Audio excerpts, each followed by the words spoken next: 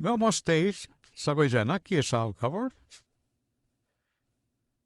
आहो बडा नसोचेको या सोचेको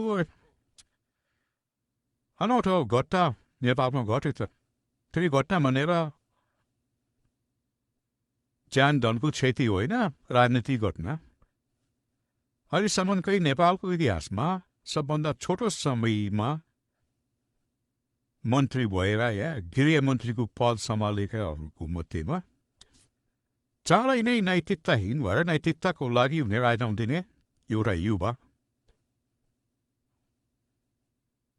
ले राजीनामा दिनुभयो एकदमै छोटो महिना डेढ महिनामा मात्रै अनि सम्पूर्ण नेपाली दाजुभाइ दिदीबहिनी बाआमा हजुरबुवा हजुरआमाहरू या दिदीबहिनी जो जति हुनुहुन्छ उहाँहरूलाई सोचेको जस्तो सरकार नेपालमा आयो त अब के 5 वर्ष कन्टिन्यू गरेर देशमा विकासको फेलो बोकाउँछ त्यो सरकारले पहिला 240 वर्षले खायो भनेर पन्छाए त्यसको 21 वर्षले सकायो देश भनेर पन्छाए अब आएको चाहिँ एकदमै राम्रो 200% हिराको जस्तो चमक भएको दाग नलागेको भने त अनि के भयो त अब त्यो अहिलेसम्मकै सबभन्दा छोटो समयमा गृहमन्त्री भएर राजीनामा दिएको माध्यममा नेपालको इतिहासमा रेकर्ड चाहिँ भयो सुदर गुरुङलाई बधाई छ नैतिकताको आधारमा भनेर दिन लगाइयो या दियो या खुसीराजीले जनताको आँखामा धुलो खोर्सानी हालेको त होइन अब गृहमन्त्रीको राजीनामा दिएपछि एउटा साधारण नागरिक हुन्छ नागरिकको सम्पत्ति छानबिन हुने भन्ने छैन नेपालमा सिर्फ अहिलेसम्म भनेको चाहिँ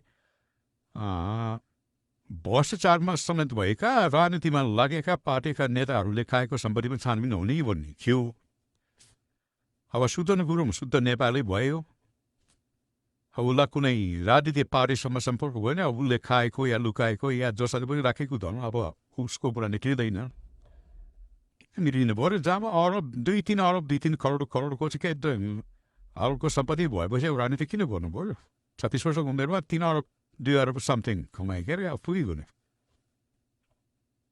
अब त नादेशन खानु पुगिहाल्छ किन राजनीति गर्नु पऱ्यो किन बेकारमा लफडा नहुनु पर्यो अनि तब अरू 80% यो अहिले रासोपाका जति पनि जेनजी भनौँ ठुल्ठुला नेतादेखि नेतिनदेखि लिएर साधारण गाउँघरका भोट हाल्ने सबैजना तपाईँहरूलाई मेरो क्वेसन्स तपाईँहरू 80% त हुनुहुन्छ होला नि रवि लामे छानेले माओवादी प्रचण्डको खुट्टामा पानी खाएर गृहमन्त्री बनेको बेलामा के भनेर आइदिएको भने म जीबी राईलाई नेपाल ल्याउँछु म गर्छु भनेको होइन रवि लामे छानेलाई क्वेसन गर्नुहोस् जीबी राईलाई नेपाल कहिले ल्याउँछ कति दिनमा ल्याउँछ कति महिना लाग्छ यदि उसँग दाग छैन र ऊ चाहिँ शुद्ध कुनै पनि सहकारीमा मुसेको छैन भने उसले जीबी राई ल्याउन सक्छ सक्दैन पहिला त अर्को माओवादीको अधीनमा बसेको गृहमन्त्री थियो सकेन रे मानव अहिले त सभापति नै भएपछि अब त्यसलाई कसले रोक्छ जीबी राई भनेको एउटा कठपुतली हो जीबी राईलाई जान बुझेर पहिला मलेसियामा भागेर गयो भनेर नाटक लगाइयो ल नेपालको कुनै पनि एउटा व्यक्ति नेपाली नागरिक विदेशमा या त श्रमिक भिसामा जान्छ मजदुर गर्नलाई या त टेम्पररी राजनीतिक या कलाकारितामा लागेकाहरू मान्छेहरू भिजिटमा जान्छन् अर्को एउटा बिजनेसम्यान व्यापारी जान्छ विश्वमा बिजनेसम्यान व्यापारीको चाहिँ अब विदेशको अर्को कुनै गभर्मेन्टले उसँग सम्पूर्ण सम्पस्त मजाले पैसा सम्पत्ति के हुने उसलाई ट्याक्सको लागि भनेर उसलाई चाहिँ बिजनेस गर्नलाई एलाउड गर्छ कुनै पनि देशमा त्यो सम्मान छ अनि जीबी राईलाई आजभन्दा 4-5 वर्ष अगाडि नै इन्टरपोलको रेड कर्नरमा राखिसकेको छ भनेको छ नेपालको पुलिस डिपार्टमेन्ट या सिआइडी डिपार्टमेन्टले मलेसियामा गएर जीबी राईलाई त्यहाँको मलेसियाको लोकल पुलिस डिपार्टमेन्टसँग समन्वय गरेर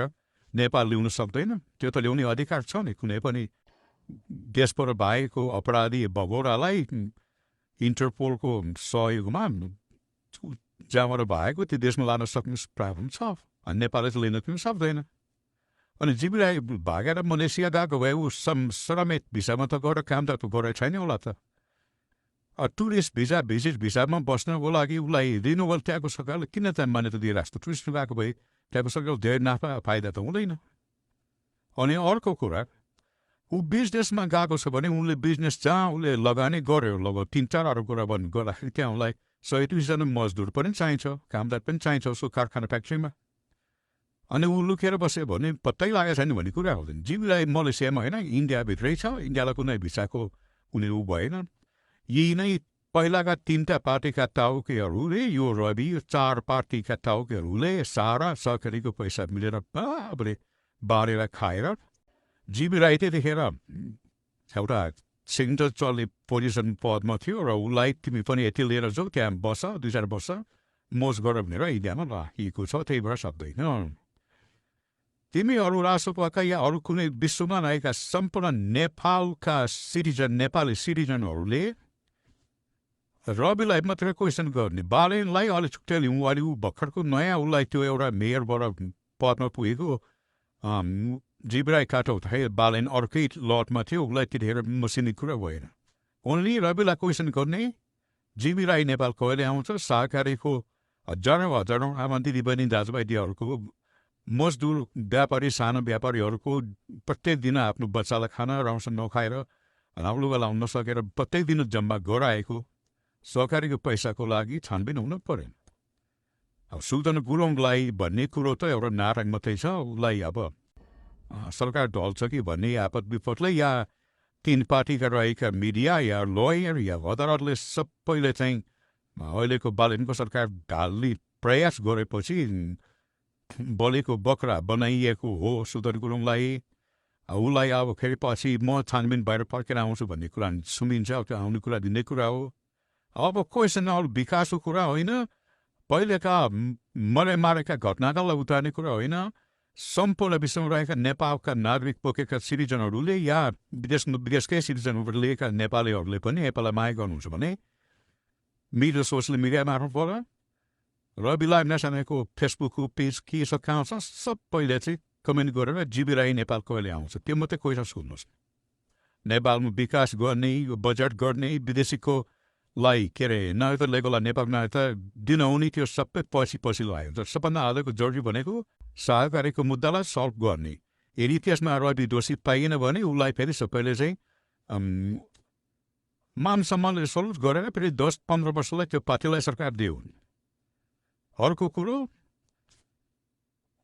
अब विदेशको गुलाम हुनुभन्दा आफ्नै देशको जति नै बदमाशी भए पनि 240-50 वर्ष पुरानो संस्थालाई ल्याएर राष्ट्रपतिमा तन्त्रलाई राखेर अनि हिन्दू 80% 90% हिन्दू भएको चाहिँ जो पृथ्वीमा इतिहासदेखि रहेको कायम गरायो भने, 3टा चिज गरायो भने यो राष्ट्रपा भनेको सरकार चल्ला या विकास बिस्तारै गर्दै जाला र महँगाई सस्तो हुने त अब राष्ट्रपका गाउँ घरदेखि भोट हाल्नेदेखि लिएर माथि सबै उसलाई सपोर्ट गर्नलाई केही सहुलियत पाउँछ।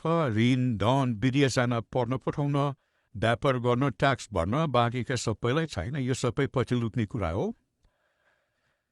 र सुल्तान गुरुङको राजीनामा भने त एउटा खेल हो। सरकारलाई कसैले बाधा परिहाल्छ कि भनेर डराएर त्यति गराएको हो। राष्ट्रसभामा अहिले पनि 70-80% मध्येमा काङ्ग्रेस, एमाले र माओवादी, अहिले त कम्युनिस्ट नाम राखेको अरे, अनि अरू विभिन्न दलबाट घुसेका घुसपैठी, भगोडा, हत्यारा, अपराधी, तस्करी, ट्याक्स छर्नेहरू, देशलाई मास्नेहरू, बलात्कारहरू सबै त्यही राष्ट्रभित्रै छन्। तिनीहरूलाई छानबिन गर न। यो केटा सुल्तान गुरुङ हो, यसले बदमासी चाहिँ गरेको हो, यसलाई माया गर्ने ठाउँ चाहिँ छैन। एउटा नेपाली नागरिक भएर विदेशी नागरिक, विदेशको अर्को तेस्रो देशको लागि हातमा चाहिँ टिओबीको टाटु बनाएर डलर खानको लागि लड्ने त यो बदमासी हो। यसले देश द्रोही काम त गरेकै छ। अब अहिले चाहिँ यसलाई मात्रै मुद्दामा किन निकालियो भने अरू जस्तो मुद्दामा अरू छन्, त्यहाँ हजारौँ छन् त्यस्ता आपद विपद मुद्दा लागेकाहरू, घुसखोरीहरू। मेरो आजको भनाइ यति नै. Everyone must question to Rabila Nesane to where is the J.B. Rai when he will be bringing into Nepal.